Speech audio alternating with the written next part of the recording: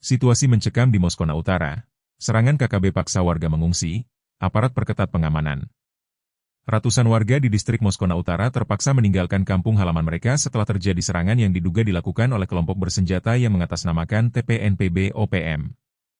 Serangan tersebut memicu ketakutan luas di tengah masyarakat sehingga warga segera mencari perlindungan ke lokasi yang dianggap aman. Masyarakat menyampaikan bahwa mereka sangat berharap perlindungan dari aparat TNI yaitu Yonif 410 Halugoro dan Polri agar kondisi keamanan dapat kembali pulih. Warga menegaskan bahwa mereka ingin tetap hidup dan tinggal di kampung mereka sendiri, namun situasi yang tidak kondusif memaksa mereka mengungsi. Kami sebenarnya tidak mau tinggalkan kampung. Kami ingin tetap tinggal di tanah kami sendiri. Tapi karena ada serangan, kami takut.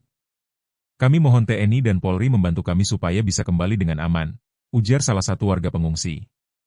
Proses evakuasi warga dari kampung menuju ke kota Bintuni turut dibantu langsung oleh aparat kampung dan Kesbangpol, TNI dan Polri, yang mengevakuasi kelompok rentan seperti anak-anak, perempuan, dan lansia, ujar Danpos Moyeba Kapten Infantri Didi Sofyandi, Selasa, 25 November 2025.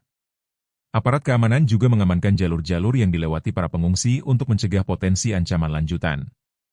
Aparat keamanan dilaporkan telah meningkatkan penjagaan di beberapa titik strategis di wilayah Moskona Utara sebagai upaya menghadirkan kembali rasa aman bagi warga.